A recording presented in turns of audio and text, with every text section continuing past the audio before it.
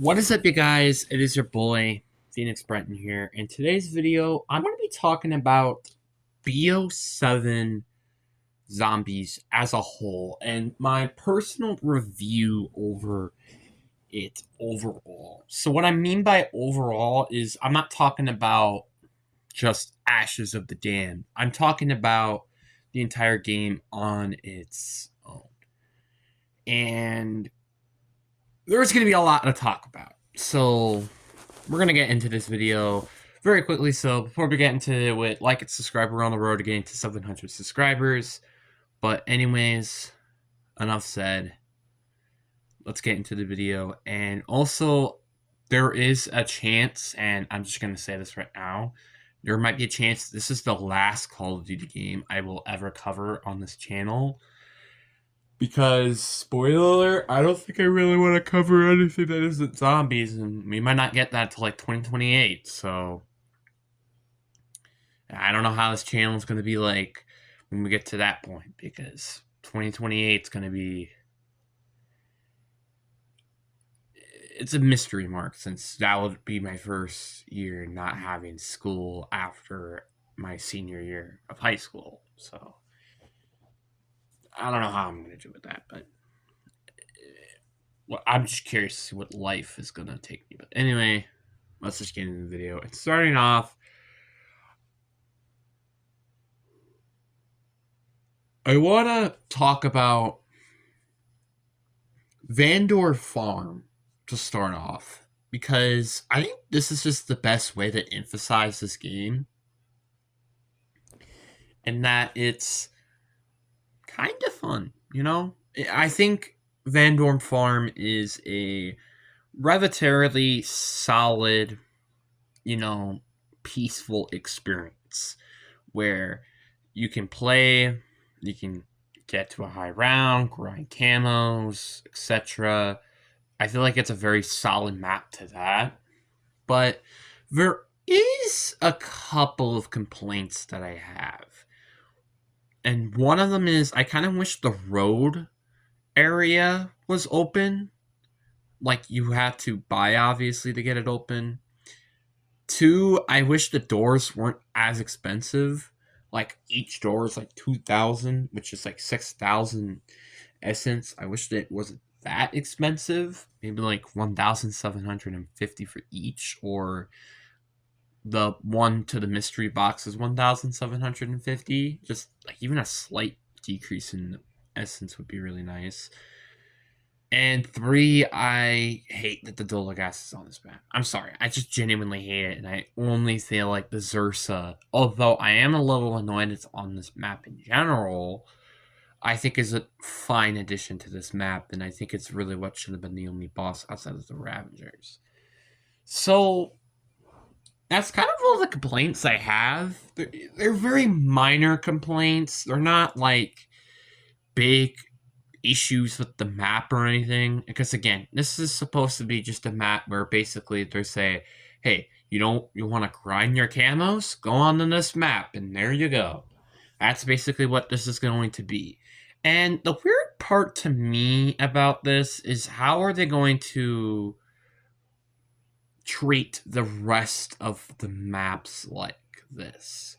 Because it's like we're supposed to have like, what, 2 survival maps for next season? And I'm just going to be honest with you when I say this. I don't know how that's going to go. Like, will people be playing the Exit 115? Or are they just going to keep playing Vandal Farm? Because that's the only map that came out and launched, and it kind of makes sense to just play it there. I'm genuinely curious to see how that's going to go. But I mean, we do have to wait and see for Season 1 to come out. But overall, I give Vandor Farm a probably solid 6 out of 10 experience. It's a fine experience. It's a good map to grind and level up. But outside of that, it's kind of nothing special outside of that. It is the definition of a bare bones survival map, and it does that very well. So before we get into Ashes of the Dam, because I already kind of talked about that a little bit when I made my, completing Ashes of the Dam. I want to talk about the specifics of the mechanics of this game, and I really want to talk about that. So obviously, it's very similar to BO6, with obviously there being augments and stuff like that, but their mechanics did change a bit. First of all, the augments, you can now have 2 minor augments, which I think is a really cool addition.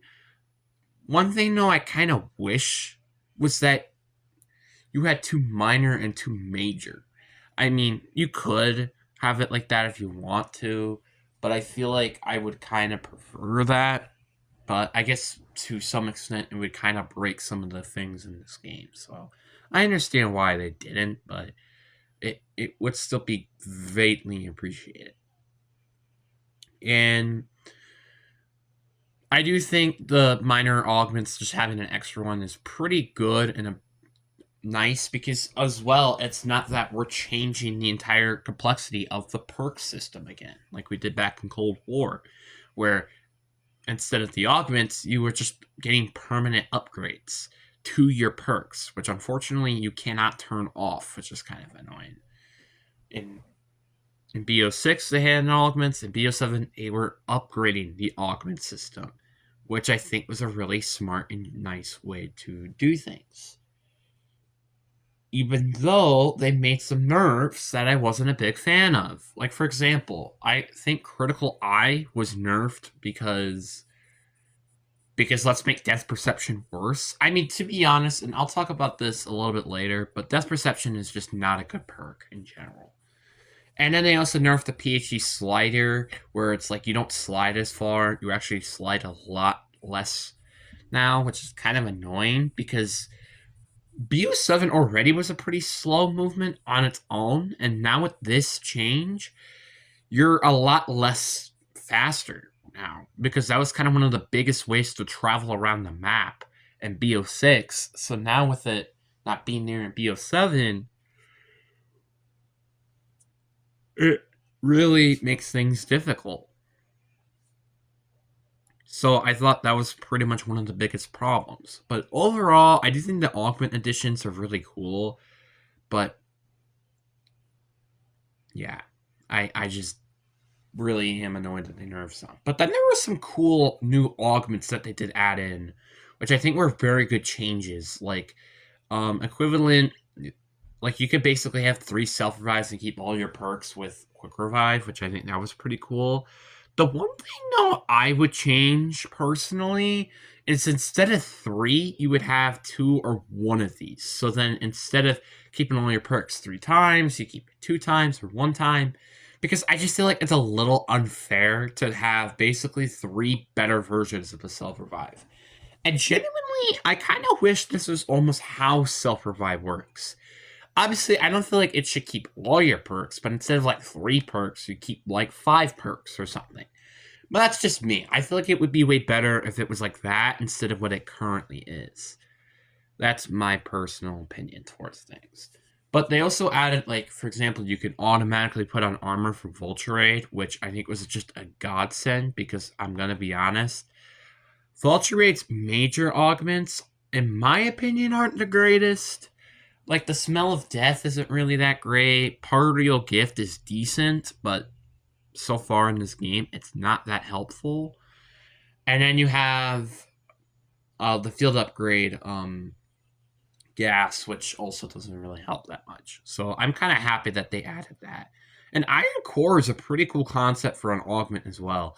When you have no armor anymore, you have 100 additional health and 50 more health, and if you ran like probiotic or something like that, I don't remember, but like that's a pretty cool concept, and I like that addition. Like there were a lot of big minor changes to augments, which I think were pretty cool to add into some of these perks and field upgrades.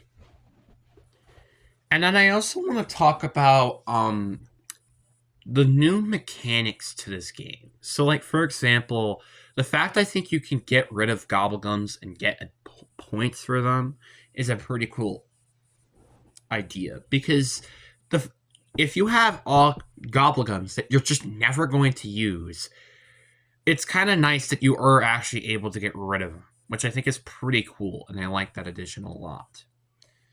Because spoiler alert, no one wants to have gobblegums that nobody wants. It's a good solution to a problem though that could have been fixed in a different direction.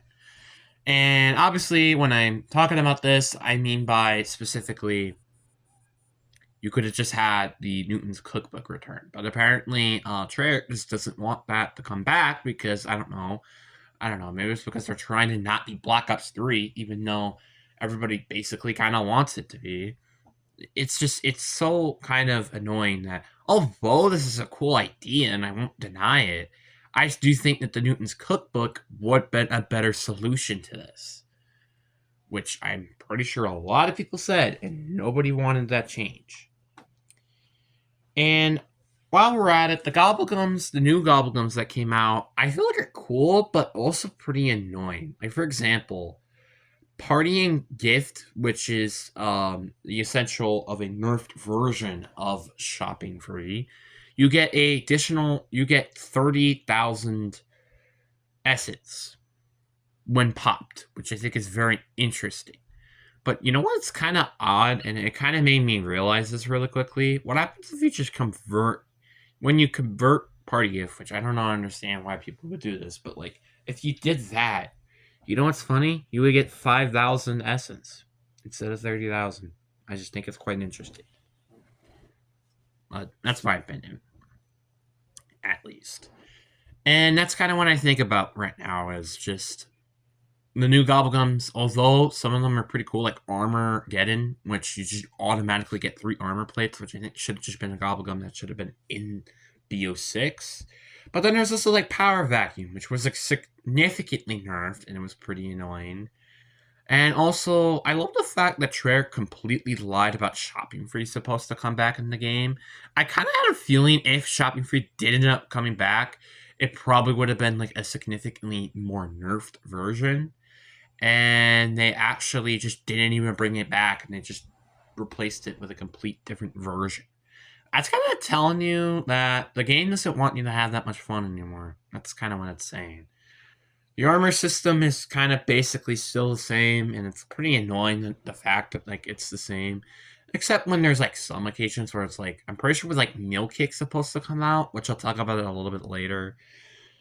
We're supposed to be able to get like 4 armor plates carried, which personally I feel like it should be like Warzone with how many you can carry, which it should be in 5 and not 3. Or you could have kind of like also in Warzone where you could buy a better armor plate where it carries 3 still, or it carries 2 in that matter, but it still has the equal amount of health, and you can have additional armor plates carried. I don't know why they haven't considered that, because armor has been such a big problem because of how kind of quickly it gets destroyed, and it's kind of annoying how essential it is. But I feel like this could be somewhat of a solution towards that. But that's my personal opinion, at least. I am though very disappointed the armor system did not get touched at all. It is the exact same that it was in BO6, and it's kind of annoying.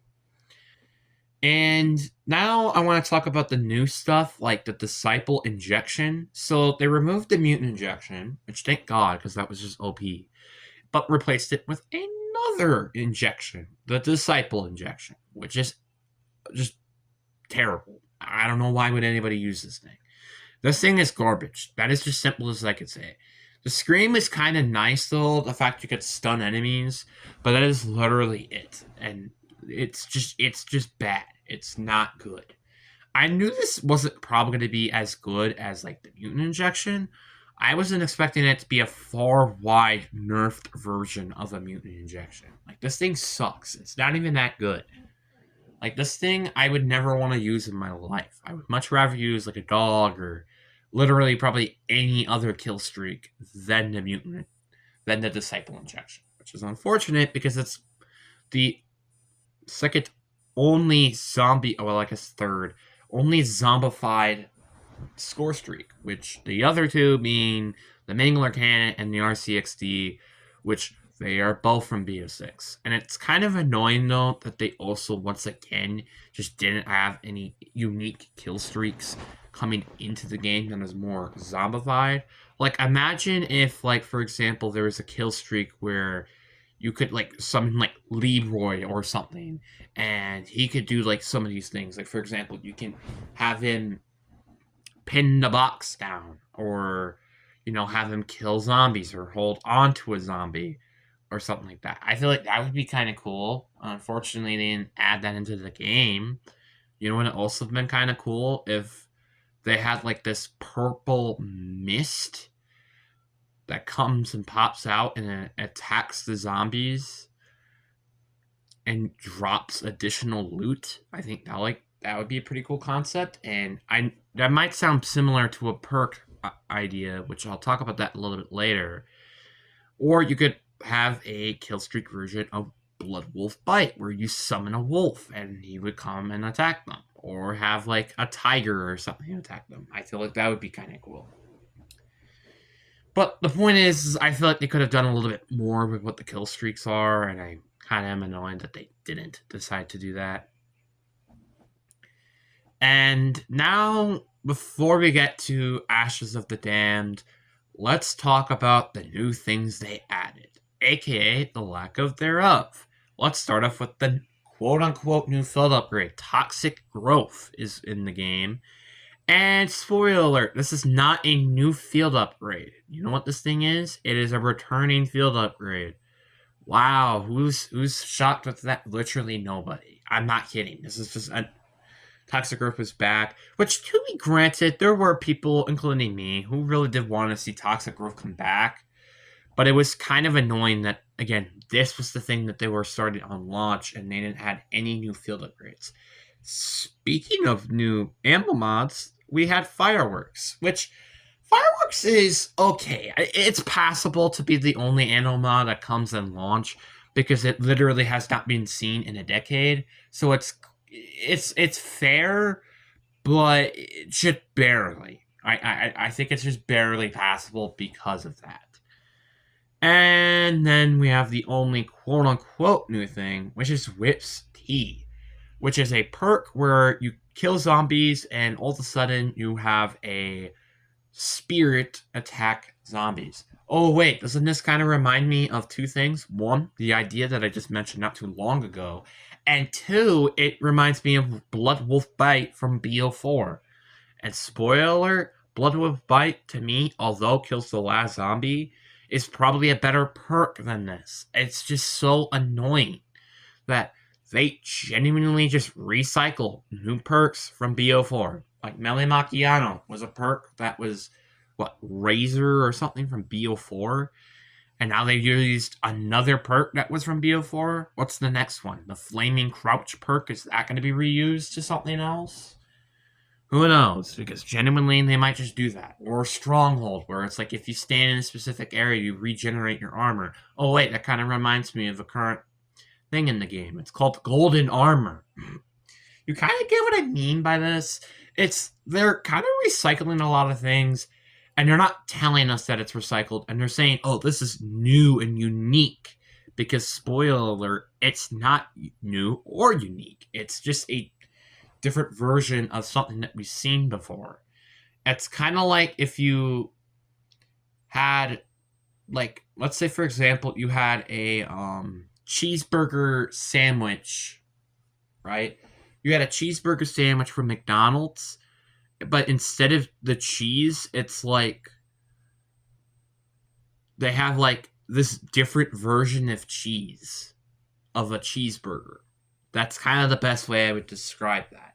It's different, but it's still the same at the end of the day. It's still a cheeseburger. And they're calling it like the white Wisconsin cheeseburger or something like that. I don't know. But like, once again, it's a cheeseburger. It's not different. It's the same, except it's different. So with that out of the way, and also I want to talk about the augments for Wisp Tea for a sec here. Wisp Tea augments are garbage. I'm not gonna lie when I say this. I would rather run 3 minor augments than having all major, using a single major augment, because all of them suck to me.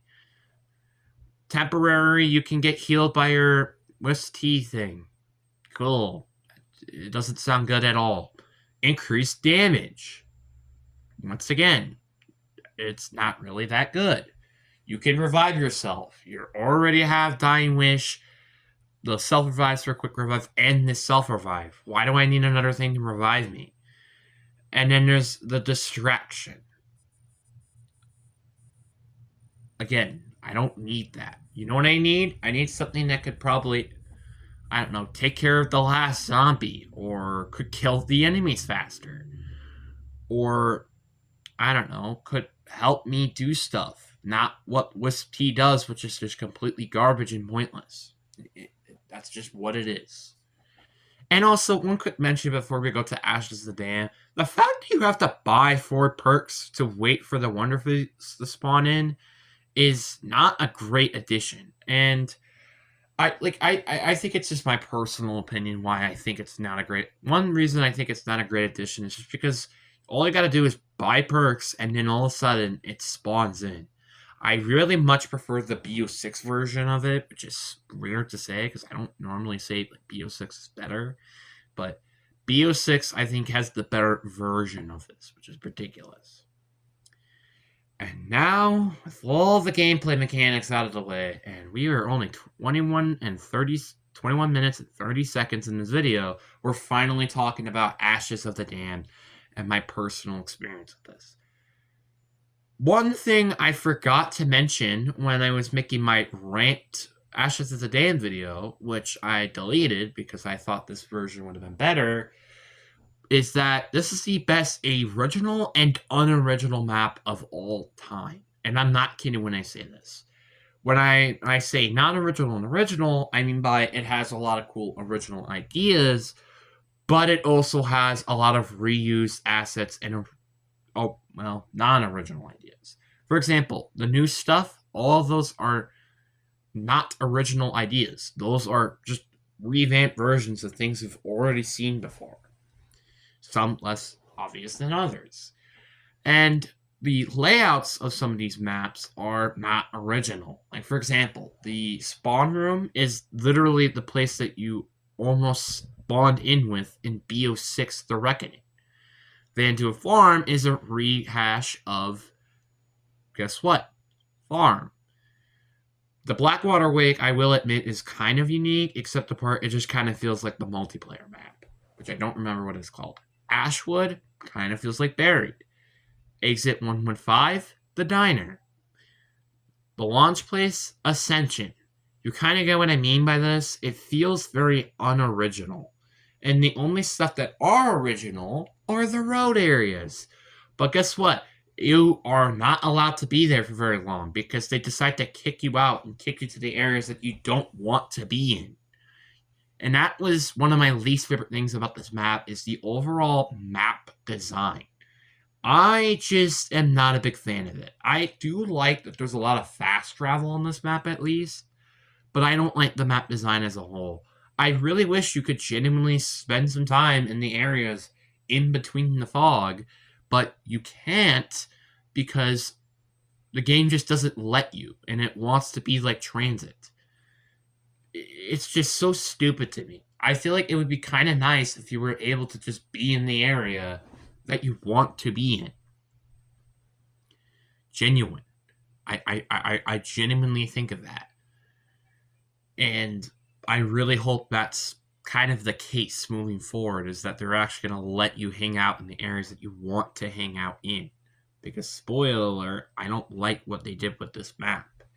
And also, the map layout is not particularly fun either. It's kind of, you get to an area, open a couple of doors, get in Old Tessie, ram through a door, and repeat that same process over and over and over again until you do the entire area. That's kind of frustrating. Like, I'm gonna be honest, that's so stinky. You know what's also stinky? The fact you have to open so many doors and they're about 2,000 or somewhere around that range amount of points. That's pretty frustrating. Because you want to know why? Because I just don't think that's how much doors should even cost. At most it should. But the minimum? No. No. That's not how the minimum should be. Yeah, that's just what I think it should be. But obviously, the minimum is even lower than that, with one of the doors being like 500, which I think is the way that you get the Klaus. But that's not the point. The point is that a lot of these doors are stupid expensive, and that's just my personal opinion. And let's talk about Old Tessie for a sec. I do personally like Old Tessie. Some people might disagree with me on this, but I genuinely like the idea. The fact you can have a moving pack-a-punch to wherever you want it to be, I think that's a pretty cool concept on its own. You know, it's also a pretty cool idea. The fact you can have attachments on this truck to make it not feel Warzone-y. For example, have an Abomination carcass, have the pack-a-punch, obviously, but also can have the D2 weapon barrel on top of it. I think that's pretty cool, and I like that idea. It just sucks that, once again, it's kind of on a map that has not a lot of original ideas. Speaking of another original idea, we have the Gauntlet, which I think was a really, really cool wonder weapon. I think it's a really cool and unique one, where it shoots out, like, gigantic, sharp nails, and you can have them send back, and they can heal you. No wonder weapon actually can has the ability to heal you, which I think is probably, again, makes this wonder weapon extremely unique. Which also looks like they're doing that for Ashelin Moron with unique wonder weapons, which I'm very grateful for, because in BO6, half the wonder weapons weren't unique, and then the other half kind of were. I'm very greatly appreciated that we're actually getting original wonder weapons, and not just reused wonder weapons that have maybe different aspects, like the Rega Mark II from Shatter Vale, or the jet gun on Liberty Falls, or the ice staff in the Tomb. It's like, yeah, it's cool to have these here, but we don't have the original wonder weapon, which just doesn't make it that fun to me. And then there's the Easter egg. And the more I reflect on it, the more not bad it is, but the Easter egg is very, very mediocre. The Easter egg, although has cool ideas, they were executed pretty darn poorly. How you get the wonder weapon was a very cool idea, and I won't deny it that. Same thing was like getting the Abomination carcass. And I also think the blood trial is a pretty cool step too. But once again, it's kind of outside of that.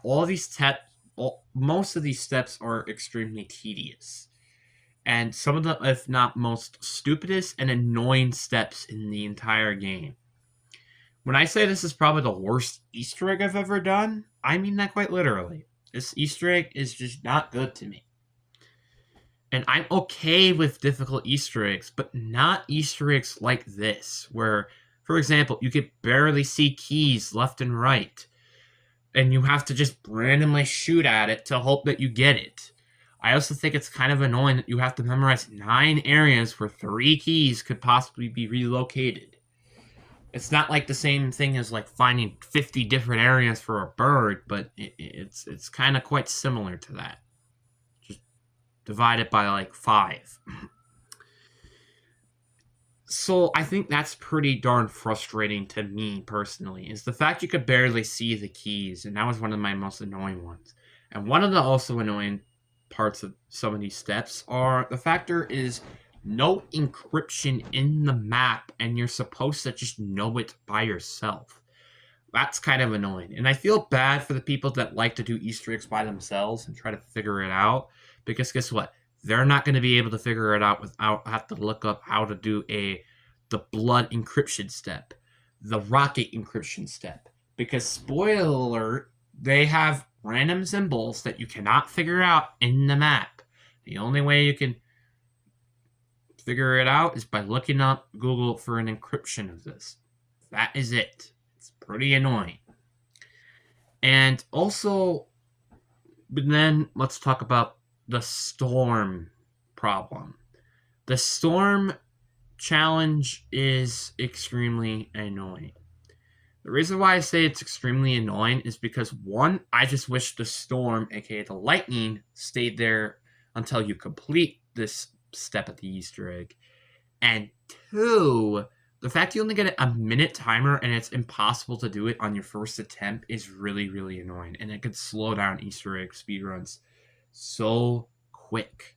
Like, it's not a joke.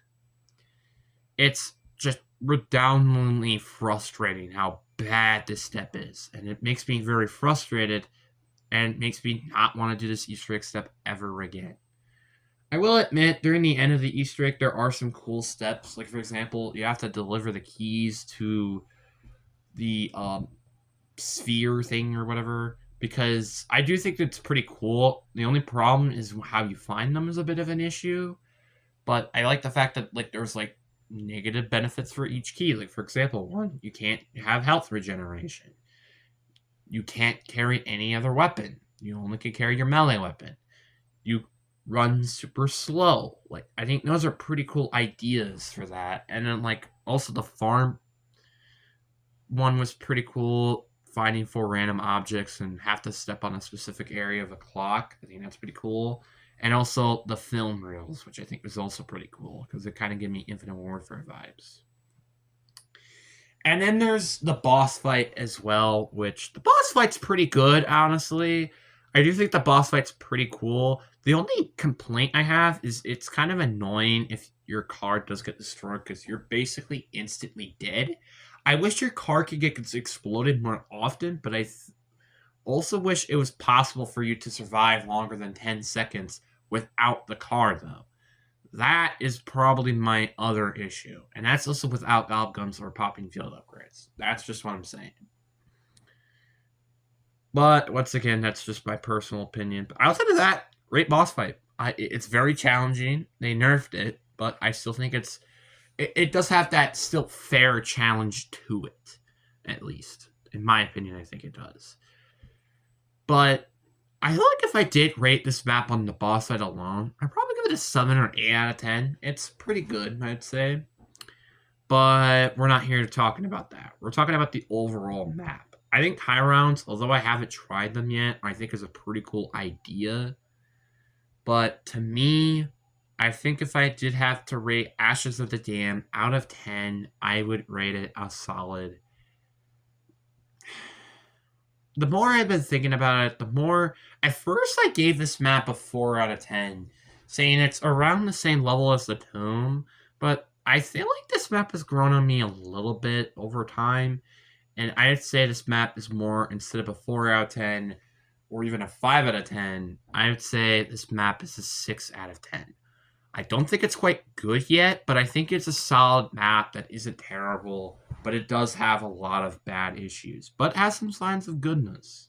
I will admit to that. But then the overall game on its own, I do think it's a 7 out of 10 in terms of the zombies department. Obviously, there's mechanical issues and map issues that I feel like could be addressed, like also, for example, just the fact your game crashes a lot. But that's my personal opinion, at least.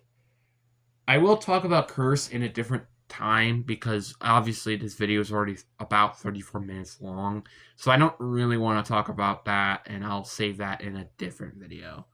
But anyways, guys, I really do hope you guys enjoyed this video. Peace.